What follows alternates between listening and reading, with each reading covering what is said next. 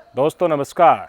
जिस राजनीतिक पार्टी की नींव ही नफरत के ऊपर टिकी हो, उसी नफरत के जरिए, उन्हीं दंगों के जरिए इनको सीएम की कुर्सी मिली हो और बाद में प्रधानमंत्री का पद मिला हो, भला इस नफरत से वो अपने आप को अलग कैसे कर सकते हैं।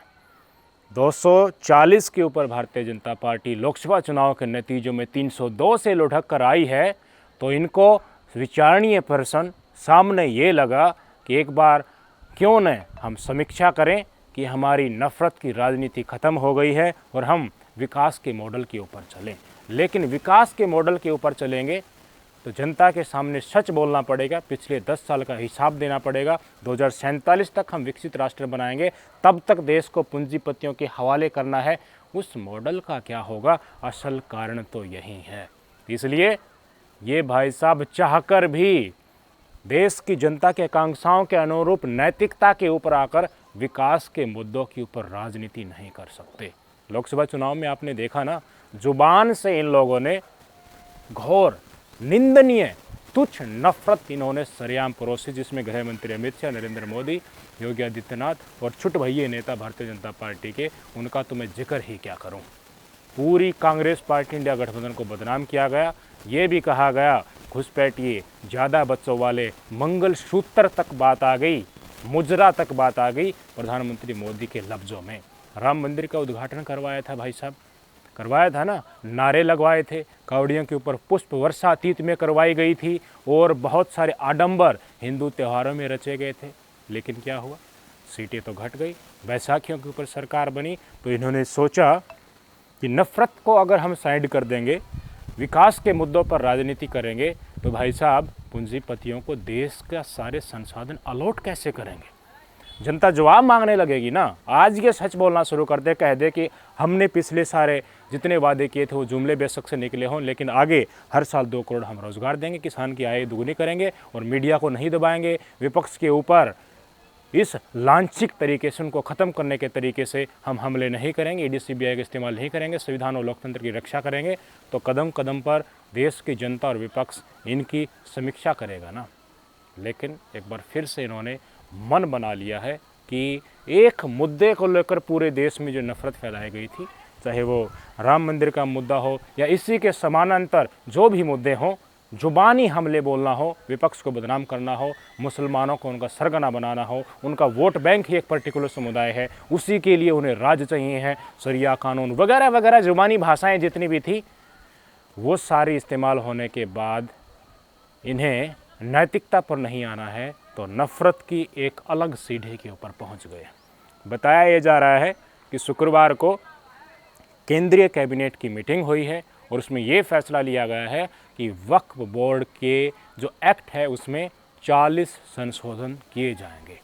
वो 40 क्या क्या संशोधन होंगे वो तो डिटेल बाद में आएंगी, लेकिन 2 बातें मुख्य तौर पर अब निकलकर सामने आ गई हैं कि जिन प्रॉपर्टीज़ के ऊपर वक्फ बोर्ड ने दावा ठोका है या अब विवाद चल रहा है किसी मालिक और वक्फ बोर्ड के बीच में, उन सब का वेरिफिकेशन करवाया जाएगा, उनका सत्यापन करवाया जाएगा।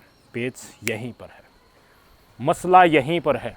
अब दिखाने की कोशिश देश की जनता को और गोदी मीडिया के जरिए आपको ये मिलेगी कि वक्फ बोर्ड को असीम शक्तियाँ दी गई हैं, उनकी निरंकुशता को कंट्रोल करना है, महिलाओं को भी वक्फ बोर्ड में प्रतिनिधित्व देना है, ये चीज़ें प्रमुख पटल पर होंगी। लेकिन इसके पीछे जो प्रॉपर्टी वक्फ बोर्ड को दी गई हैं तीत में, चाहे दान में दी गई हों या फिर विवाद के जरिए ली गई हों, उन प्रॉपर्टीज़ के ऊपर जहाँ जहाँ वक्फ बोर्ड ने मस्जिद बनाई है, मदरसे बनाए हैं, कब्रगाह बनाए हैं, ईदगाह बनाए हैं, उन सब के ऊपर बुलडोज़र चलने वाला है। ध्यान दे लीजिए इस बात को। राम मंदिर अयोध्या में बना, पूरा चुनाव के दौरान उसको भुनाया गया, उससे पहले विधानसभा चुनाव में भुनाया गया, लेकिन फ़ायदा नहीं मिला, फ्रूटफुल रिजल्ट नहीं मिले। तो अब इनको ये बात इनके दिमाग में क्लियर हो गया है कि इस नफ़रत को धरातल के ऊपर, वोटर्स के नज़दीक, उन्हीं के गांव और उन्हीं के शहर में लेकर जाना पड़ेगा। बात यही है। राम मंदिर से ध्रुवीकरण आपके शहर में ना हुआ हो, आपके गांव में ना हुआ हो, लेकिन आपके ही गांव में कोई मदरसा हो, कोई मस्जिद हो, कोई कब्रगाह हो, कोई ईदगाह हो, और उसके ऊपर बुलडोजर चलाकर तांडव पूरे शहर में विश्व हिंदू परिषद और बजरंग दल वाले करेंगे, तो ध्रुवीकरण रूट लेवल पर होगा या नहीं होगा। और कितना बड़ा स्केल में ये नफ़रत परोसी जाएगी, इससे आप अंदाज़ा लगा लीजिए कि वक्फ बोर्ड के अतीत में ताकतें क्या रही हैं और कितनी प्रॉपर्टी उनके पास है। तो सारा समीकरण धरातल के ऊपर नफ़रत न्यूक्लियर विस्फोट के रूप में कितनी बड़ी होगी, उससे पहले ये जान लीजिए कि वक्फ बोर्ड का इतिहास क्या है। वक्फ का मतलब ही यही होता है कि खुदा के नाम पर दान में दी गई कोई चीज़, वो भूमि हो सकता है, मकान हो सकता है, चल अचल संपत्तियाँ हो सकता है, कोई कीमती वस्तु हो सकती है। इन सब के रख रखाव के लिए ही वक्फ बोर्ड का गठन किया गया था और आज से नहीं चला आ रहा। ये वक्फ मैनेजमेंट दिल्ली सल्तनत और मुग़ल शासन व्यवस्था से ही चला आ रहा है। उसी समय पर मुग़ल व्यवस्था के अंतर्गत ही, मुग़ल शासनकाल के अंतर्गत ही सबसे ज़्यादा इस मैनेजमेंट को भूमि और दूसरी चीज़ें दान में दी गई थी। उसके बाद दिल्ली सल्तनत के दौरान काफ़ी भूमियाँ दी गई। उसके बाद अंग्रेज़ी शासन भी आ गया। अंग्रेज़ी शासन के दौरान आवाज़ उठी कि देखिए वक्फ की ताकतों को कम किया जाए, इनकी ज़मीन का राष्ट्रीयकरण किया जाए। ये मुद्दा ब्रिटेन में पहुंचा, वहां पर कई जजों की बेंच बैठी, उन्होंने फैसला दे दिया कि वक्फ मैनेजमेंट अवैध है, अवैध करार दे दिया एक संवैधानिक पीठ ने। ब्रिटेन में जो जजों की बेंच बैठी थी उन्होंने, लेकिन ब्रिटिश भारत में 1913 में एक वैलिडेशन एक्ट लाया गया। उस वैलिडेशन एक्ट के ज़रिए अवैध करार जो दिया गया था वक्फ मैनेजमेंट को, उस आदेश को निरुत्तर कर दिया गया, उसको कमतर कर दिया गया और वक्फ की ताकतें बची रही। 1947 में हम आज़ाद हुए। जितने भी हमारे मुसलमान भाई हमारा देश छोड़कर पाकिस्तान में गए, उन्होंने अपनी सारी प्रॉपर्टियां दान में वक्फ बोर्ड को दे दी। उसके बाद 1954 में जवाहरलाल नेहरू जी की सरकार थी, काफ़ी मांगे उठी कि देखिए एक मैनेजमेंट बनाइए, एक काउंसिल बनाइए और ये जो सारी प्रॉपर्टियां हैं, चल अचल संपत्तियां, इनके संरक्षण करने की ज़रूरत है, क्योंकि ये आज की नहीं चली आ रही, अतीत से चली आ रही है। तो जवाहरलाल नेहरू सरकार ने कदम उठाए और इसको लेकर कानून बनाए, प्रावधान किए, सेक्शंस बनाए और उन्हीं सेक्शंस के अंतर्गत 1964 में सेंट्रल वक्फ काउंसिल बनी। 1964 में जवाहरलाल नेहरू सरकार ने 1954 में जो प्रावधान करे गए थे, उन्हीं के अंतर्गत 1964 में राष्ट्रीय अल्पसंख्यक मोर्चा के अधीन, अल्पसंख्यक आयोग के अधीन जो रिकमेंडेशन थी, इसलिए सेंट्रल वक्फ काउंसिल का गठन किया गया। ये चीज़ ऐसी ही चलती गई, दान में भूमि थी वो बढ़ती गई, लगातार ये प्रक्रिया चलती गई। फिर आता है 1995 का साल। 1995 में सरकार की तरफ से वक्फ बोर्ड की और ताकतें बढ़ाई गई, जिसके अंतर्गत हर राज्य और हर केंद्र शासित प्रदेश में वक्फ बोर्ड का गठन हो सकता है अपने अपने क्षेत्रीय स्तर पर उन चीज़ों को मेंटेन करने के लिए। तो पूरा रोड मैप बन गया, नीचे से लेकर ऊपर तक। नीचे हर राज्य में, केंद्र शासित प्रदेशों में नीचे लेवल तक सारी की सारी शाखाएं हैं और ऊपर सेंट्रल वक्फ काउंसिल है जो केंद्र सरकार को निर्देशित करते हैं कि वक्फ बोर्ड की ये प्रॉपर्टीज़ हैं, इतना मैनेजमेंट इस तरीके से चल रहा है, उन प्रॉपर्टीज़ का संरक्षण करता है। जो ताकतें जो वक्फ बोर्ड को दी गई थी, जिनमें एक सेक्शन प्रमुख तौर पर शामिल है, सेक्शन 89 का जिक्र किया जाता है कि वक्फ बोर्ड किसी प्रॉपर्टी के ऊपर दावा ठोक दे तो ठोक दे, वो उसी की हो जाती है। उसके निर्णय को, वक्फ बोर्ड ने जो निर्णय दे दिया, उसको सुप्रीम कोर्ट और हाई कोर्ट में भी चैलेंज नहीं किया जा सकता। इसको आगे रखकर कार्रवाई करने के लिए देश की जनता को गोदी मीडिया के जरिए बताया जाएगा कि निरंकुश ताकतें हैं, तानाशाही ताकतें हैं इस बोर्ड की, वो हम कम कर रहे हैं, महिलाओं का अधिकार देंगे, लेकिन उसकी एवज में भाई साहब नफ़रत का न्यूक्लियर विस्फोट होने जा रहा है। मुझे बताइए, अयोध्या के नाम पर, बाबरी मस्जिद के नाम पर इस देश में कितना बड़ा तांडव हुआ था। यात्रा निकली थी ना, राम रथ यात्रा, सोमनाथ से लेकर अयोध्या तक। उसके बाद बाबरी को तोड़ा गया, पूरे देश में ध्रुवीकरण हुआ। भारतीय जनता पार्टी की ज़मीनी राजनीति जो पहले ध्वस्त थी, 2 सीटों के ऊपर थी, वो सरकार बनाने के लिए काबिज हुए। ये चीज़ें उनको देखने को मिली। गुजरात 2002 के दंगे हुए, मोदी जी मुख्यमंत्री गुजरात के बन गए। उसके बाद राष्ट्रवाद और मुसलमानों को लेकर तुष्टिकरण के आरोप लगाकर मोदी जी केंद्र में आए। क्या हाल है तब से? यूपी की राजनीति नफ़रत से चल रही है। लेकिन अब तक हम सोच रहे थे कि अब की बार जनता ने जो झटका दिया है, उस झटका को महसूस करके ये नफ़रत से साइड होकर नैतिकता और विकास के मुद्दों पर आ जाएंगे। ये भाई साहब वहाँ नहीं आए। इन्हें नफ़रत को रूट लेवल तक ले जाने का इन्होंने फैसला कर लिया है। 40 संशोधन वक्फ बोर्ड में किए गए हैं और 1-2 ही निकल कर सामने आए हैं। और मुद्दा जो प्रमुखता से है कि सत्यापन किया जाएगा, प्रॉपर्टीज़ का वेरिफिकेशन किया जाएगा। तो ये एक मुद्दा राम मंदिर वाला, बाबरी वाला पूरे देश में सनसनी फैला सकता है। तो वक्फ बोर्ड के पास कितनी संपत्तियां हैं? वक्फ बोर्ड के पास 8,60,000 से ज़्यादा संपत्तियां हैं, जिसमें 9,40,000 एकड़ तो ज़मीन ही है। और वक्फ बोर्ड इन ज़मीन का क्या करता है, आप ही बताइए।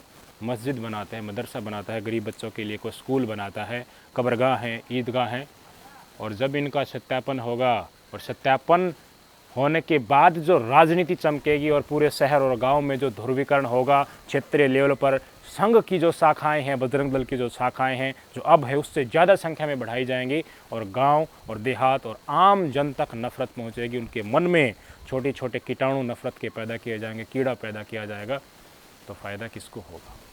अतीत में एक्सपेरिमेंट करके देख चुके हैं ना मेरे भाई। मानो आज भी हमारी देश की जनता चाहे कितनी पढ़ी लिखी हो, भारतीय जनता पार्टी वाले लोग, संघ से जुड़े लोग उनको मूर्ख ही समझते हैं। इन्हें पता है कि धर्म के नाम पर हम इनका तुष्टीकरण कर सकते हैं, इनका वोट सूट सकते हैं। इसलिए वक्फ बोर्ड के ज़रिए अब पूरे देश में जहाँ जहाँ ध्रुवीकरण के ज़रिए, नफरत के ज़रिए वोट मिल सकता है, गांव शहर तक ये आग पहुँचने वाली है। क्या ही होगा?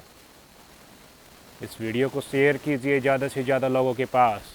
इनके इन नफरती जाल और चक्रव्यूह फेंकने से पहले सचेत कीजिए लोगों को। जो आग लगने वाली है, मस्जिद, मदरसा, ईदगाह, कब्रगाह, इन छोटी छोटी चीज़ों के ऊपर बुलडोजर चलाकर उनका अवैध घोषित करके एक वातावरण नफरत का खड़े करके आपके वोट बैंक को बटोरने की जो पूरी कोशिशें होंगी, उसमें क्या होगा? दंगे भी हो सकते हैं, पुलिस केस भी हो सकता है, झगड़ा भी हो सकता है। कोई उग्र हमारे हिंदू समुदाय के भाई होंगे, वो अपनी राजनीति चमकाने के लिए हेट स्पीच के भाषण भी देंगे, कई चीज़ें सामने निकल कर आएंगे। नुकसान तो हमारे भाईचारे का होगा, हमारे समाज का होगा। तो समाज के ताने बाने को तोड़ने के लिए आज जो कोशिशें निकल कर सामने आई हैं, इसे आप जागरूकता से ही दूर कर सकते हैं। ज़रूरी है आप बताइए भारतीय जनता पार्टी वाले चौथी फैल लोगों को कि हम पढ़े लिखे हैं, हम शिक्षित हैं, हम धार्मिक हैं तो तुम्हारे इस मायाजाल में हम सम्मिलित नहीं होंगे। हिंदू होने का मतलब हिंसक नहीं होता।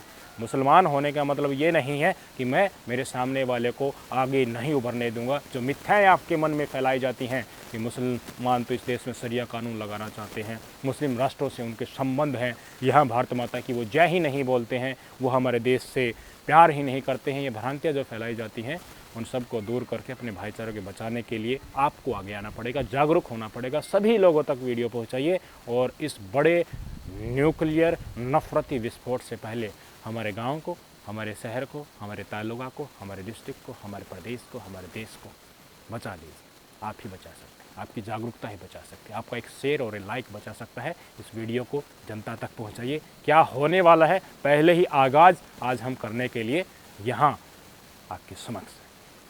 कमेंट करके भी ज़रूर बताइएगा क्या इनकी और चालें हो सकती हैं। आपके विचार साझा कीजिएगा। नमस्कार।